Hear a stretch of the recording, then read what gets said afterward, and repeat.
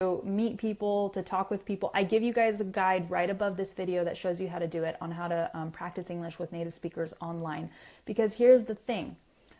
There are so many, people in the US that immigrated there from other countries and that have lived there for years, decades, like 20, 30 years, and they still don't speak English fluently. So living in a country, with native speakers of the language doesn't help. What will help is you making the effort to practice, with real people and to speak the language, okay? That's what will help. I know so many people that are phenomenal at English, like when it comes to writing or when it comes to understanding. They watch all their favorite movies in English without any subtitles. But then when they have to speak it, it's like they can't, okay? And part of that also has to do with confidence. We're going to talk about that in a second. But let me zoom through. I'm already running out of time. Wow, this video is going to be half an hour. I've already been talking for 15 minutes. Okay, the next one is to practice your English with real people. You guys, it's not enough to talk to yourself in the mirror, or to talk to yourself in public, or to talk with your cat or your dog in English. It's just not enough. You need to be practicing with real people. Now, you can practice with native speakers. Use the guide above this video for that. Or you don't have to. You can practice with English learners who are like you. That is excellent practice as well. Don't disregard that. Don't say, oh, I have no one to practice with. Everyone here is an English learner. That's not going to help. That's going to make my English worse. That's a misunderstanding. That's not true. Practicing with non-native English speakers will not make your English worse. Any kind of practice will help you improve your English, okay? So here's how I learned this, because I used to believe, like when I was learning Spanish, I used to say, no, I only want to practice with native speakers because if I practice with Spanish learners, they're going to ruin my level, But that wasn't true. And here's how I learned that. Because I went to study abroad in Argentina, and I met this girl who was from, I met this girl who was from France. She didn't speak English. I didn't speak French, so we could only communicate with Spanish, and we were both Spanish learners. And guess what, you guys? That was one of the most amazing experiences of my life, because I had a friend who was not a native Spanish speaker, who was a Spanish learner like myself, and we were able to just communicate with each other. We didn't care about our accent. We didn't care about messing up. We could make mistakes freely. We knew the other person wouldn't judge us. I felt so free. I felt so free practicing with her, because let's be honest, when you practice with a native speaker, it's more intimidating, okay? So don't disregard other learners who are also learning. I've spoken with lots of my fans from my particular fan page. By the way, the link is above this video. And they always blow me away because their English is so good. I'm like, oh my gosh, you have a beautiful accent, or your vocabulary is better than mine. Your grammar is phenomenal. So don't disregard other learners just because they're not native speakers, okay? Sometimes native speakers, sometimes their English sucks. Sometimes their grammar is worse than yours, okay? So you don't necessarily always have to learn from a native English speaker. So you need to be practicing with other people. And one of my favorite methods for that, you guys, is to use Messenger or WhatsApp, because you can use the voice message feature. I'm going like this, like I'm holding down the button, because you hold it down and you can talk and you can deliver a voice message to other people, okay? So I love that tip, and it'll help you practice your speaking, build confidence, etc.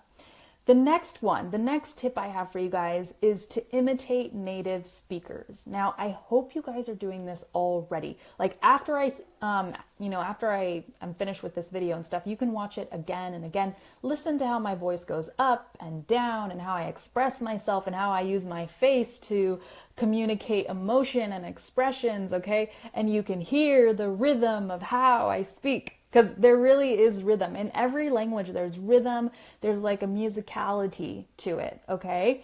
And what I suggest is that you find people whose English you love, okay? So if you love my English, or if you love someone that has British English or something like that, follow those people and focus on just that accent. Focus on just the way they speak, because you will imitate them. you'll pick up their phrases, you'll pick up their vocabulary, and you'll start to sound like a native speaker from a specific region. If not, your English will just kind of be general, neutral, which is not a bad thing either, okay? It's okay to have an accent, it's okay to have neutral English, but if you want to sound like, you're from California, like I am, or if you want to sound like you're from the UK, you need to make sure you're imitating people from those places, right? And then, just shadow people. Just when you hear me, say what I say as I say it. When you're watching the replay of this video, speak what I speak as I speak it, okay? Shadow me, follow me as I say it. You're really going to pick up a lot of words this way. You're going to get more rhythm and more fluency in your own speech. And just by listening, it helps a lot. But listening is, one of the fastest, how do I say this? It's the first thing we develop. Listening comprehension skills are pretty much the first thing we develop in a language, right? After the listening comprehension, then we develop, writing usually. And this is because of how language is taught to us. And I personally believe, as an English coach, that we are taught sort of in a reverse way, okay? We're first taught to write in a language and then to listen and understand it and then to speak it. And really, you guys, speaking needs to be something you guys focus on from day one. I mean, when children learn English or a language, they start speaking it right away and they don't care about their mistakes. So that's what we're getting to next. So the first 3 tips I just gave you guys were about how to improve your fluency in English. Now we're going to talk about how to improve your confidence in English, because some of you are blessed in the sense that you don't struggle with confidence. You're just like, I don't care if I mess up. I don't care if people see me mess up. I don't care about any of that. That is phenomenal. That's fantastic. But a lot of you guys aren't like that. I definitely wasn't like that when I was learning Spanish. I was like, oh my gosh, they're going to hear me mess up. I would start to sweat, I would get nervous. I would get like nervous rashes on my body where my skin would turn red. It was just gross. You just feel like everyone around you is judging you and looking at you and noticing your accent, and you feel like a foreigner and you feel like an outsider.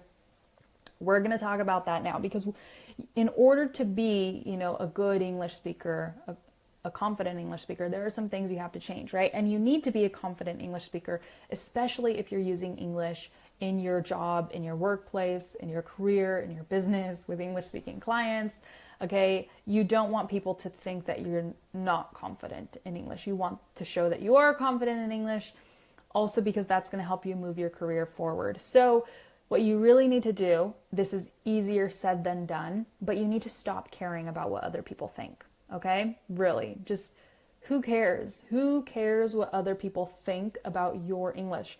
If your accent sucks, or if, I don't know, you lack vocabulary, who cares? You are learning. Give yourself some credit for how far you've come, okay? Don't worry about your mistakes. You're going to improve them. And, your mistakes,